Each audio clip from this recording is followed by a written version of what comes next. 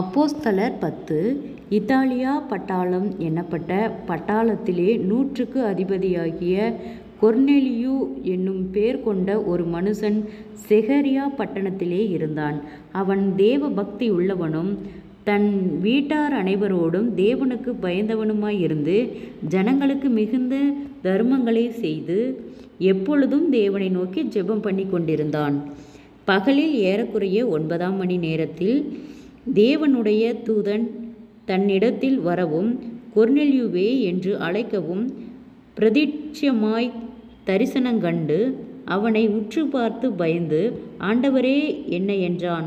அப்பொழுது அவன், உன் ஜெபங்களும் உன் தருமங்களும் தேவனுக்கு நினைப்பூட்டுதலாக அவர் சந்நிதியில் வந்தெட்டி இருக்கிறது.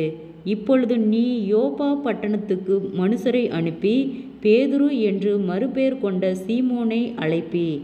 அவன் தோல் பதனிடுகிறவனாகிய சீமோன் என்னும் ஒருவனிடத்திலே தங்கியிருக்கிறான். அவனுடைய வீடு கடலோரத்தில் இருக்கிறது.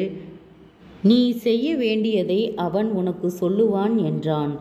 கொர்நேலியு தன்னுடனே பேசின தேவதூதன் போன பின்பு தன் வீட்டு மனுஷரில் 2 பேரையும் தன்னிடத்தில் சேவிக்கிற போர் சேவகரில் தேவபக்தியுள்ள ஒருவனையும் அழைத்து எல்லாவற்றையும் அவர்களுக்கு விவரித்து சொல்லி அவர்களை யோப்பா பட்டணத்துக்கு அனுப்பித்தான். மறுநாளிலே அவர்கள் பிரயாணப்பட்டு அந்த பட்டணத்துக்கு சமீபித்து வருகையில் பேதுரு 6ஆம் மணி நேரத்திலே ஜெபம் பண்ணும்படி மேல் வீட்டில் ஏறினான்.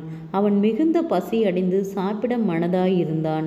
அதற்கு அவர்கள் ஆயத்தம் பண்ணுகையில் அவன் ஞான திருஷ்டி அடைந்து வானம் திறந்திருக்கிறதாகவும் 4 மூனைக்கும் கட்டப்பட்ட பெரிய துப்பட்டியைப் போல ஒருவிதமான கூடு தன்னிடத்தில் இறங்கி தரையில் விடப்பட்டிருக்கிறதற்காகவும் அதிலே பூமியில் உள்ள சகலவிதமான 4 கால் ஜீவன்களும் காட்டு மிருகங்களும் ஊரும் பிராணிகளும் ஆகாயத்து பறவைகளும் இருக்கிறதாகவும் கண்டான்.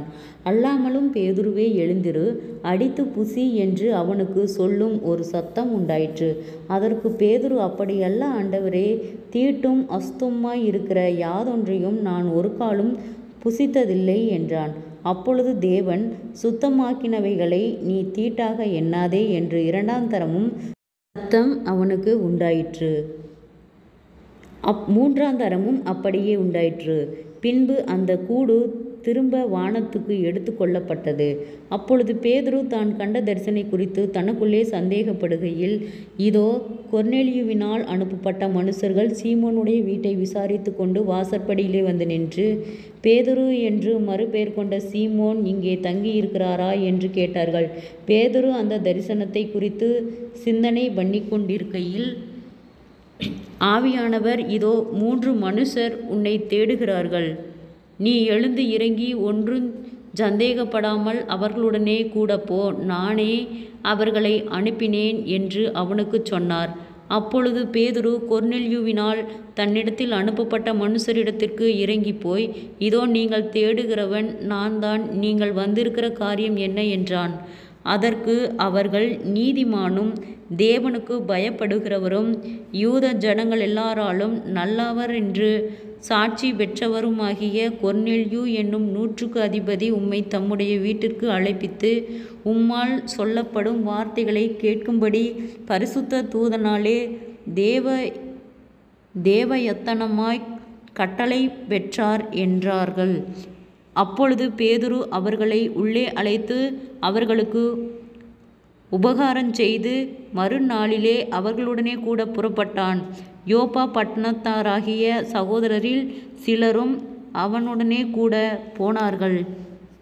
மறுநாளிலே செகரியா பட்டணத்தில் பிரவேசித்தார்கள். கொர்நேலியு தன் உறவின் முறையாரையும் தன்னுடைய விசேஷித்த சிநேகிதரையும் கூட வரவழைத்து அவர்களுக்காக காத்திருந்தான். ஜெபம். கிருபையாய் நேசிக்கிறதா நல்ல தகப்பனே, ஆசீர்வாதமான வேலைக்கு நன்றி செலுத்துகிறோம். இயேசுவின் நாமத்தினாலே அப்போஸ்தலர் 10வது அதிகாரத்தின் முற்பகுதியை தியானிக்க கொடுத்த தயவுக்காய் நன்றி செலுத்துகிறோம். இயேசுவின் நாமத்தினாலே இதிலே அநேக அற்புதங்களையும் ஆண்டவரே, உமக்கு பயப்படுகிற பிள்ளைகள் ஜெபத்திலே வளர்கிறதையும் கர்த்தாவே, ஆண்டவரே, நீர் ஒவ்வொரு தரிசனத்தின் மூலம் அவர்களுக்கு வெளிப்படுகிறதையும் நாங்கள் தியானித்தோம் கர்த்தாவே. எங்களுக்கு மிகவும் ஆச்சரியமாகவும் அதிசயமாகவும் ஆண்டவரே இப்போ இருக்கிற காலகட்டங்களிலே கர்த்தாவே ஒவ்வொருவரும் ஆண்டவரே பொருளுக்காக ஆண்டவரே பிரயாசப்பட்டு ஓடிக்கொண்டிருக்கிற நேரங்களிலே வேதங்களை அதிகம் தியானிக்க விடாதபடிக்கு அநேக தடைகளும் போராட்டங்களும் ஆண்டவரே முன்வைத்து செல்கிறது கர்த்தாவே. இந்த மாதிரியான நிலைகள் மாறும்படியாய் நாங்கள் செபிக்கிறோம் ஆண்டவரே. அப்பா, வேதத்திலே அநேக பொக்கிஷங்களை நாங்கள் தெரிந்து கொள்கிறோம் தகப்பனே. அப்பா, இந்த வார்த்தையின்படி நீர் எங்களை வழிநடத்தும்படியாய் செபிக்கிறோம் ஆண்டவரே. கொர்நேலியுவுக்கு நீ கொடுத்த தரிசனங்கள் ஆண்டவரே அவர்கள் குடும்பங்கள் உமக்கு சாட்சியாக இருந்ததையும் ஆண்டவரே அவர்கள் ஜெபத்திலும் ஆண்டவரே மற்ற தர்ம காரியங்களிலும் ஆண்டவரே உம்முடைய நாமத்தை மகிமைப்படுத்தினார்கள் தகப்பனே. அதே போல இன்றளவும் ஆண்டவரே ஒவ்வொருவரும் அதன்படி நடக்க கர்த்தாவே நீர் எங்களுக்கு இரக்கம் பாராட்டும் ஆண்டவரே. உமக்கு உண்மையுள்ள பிள்ளைகளாய் நாங்கள் வளர கர்த்தாவே நீர் எங்களுக்கு இரக்கம் பாராட்டும். இயேசுவின் நாமத்தினாலே ஒவ்வொருவரும் கையிட்டு செய்கிற வேலைகள், போகிற வருகிற பிரயாணங்கள், அவர்களுடைய தேவைகள் யாவையும் கர்த்தர் சந்தித்து பாதுகாத்து வழி நடத்தும்படியாய் செபிக்கிறோம் ஆண்டவரே. வியாதிகளோடு பலவீனங்களோடு இருக்கிற ஒவ்வொருவருக்காய் செபிக்கிறோம். அற்புத சுக பலன் ஆரோக்கியத்தை கட்டளையிடும். மன அழுத்தங்கள், பாரங்கள், கவலைகள் யாவும் இயேசுவின் நாமத்தில் விலகும்படியாய் செபிக்கிறோம் ஆண்டவரே. வீண் பயங்கள், பொல்லாத கிரியைகள் இயேசுவின் நாமத்தில் விலகும்படியாய் செபிக்கிறோம் ஆண்டவரே. எங்களுக்கு விசேஷித்த ஞானத்தையும் தெளிந்த புத்தியும் தரும்படியாய் செபிக்கிறோம் ஆண்டவரே. உம்மை அறிகிற அறிவிலே வளர கர்த்தாவே நீர் எங்களுக்கு இரக்கம் பாராட்டும். நீதியின் தேவன் ஆளுகை செய்யும். பொறுப்பெடுத்து வழிநடத்தும், பாதுகாத்து கொள்ளும். அற்புதங்களையும் அதிசயங்களையும் காணும்படி செய்யும். இயேசுவின் மூலம் செபங்களும் பிதாவே, ஆமேன்.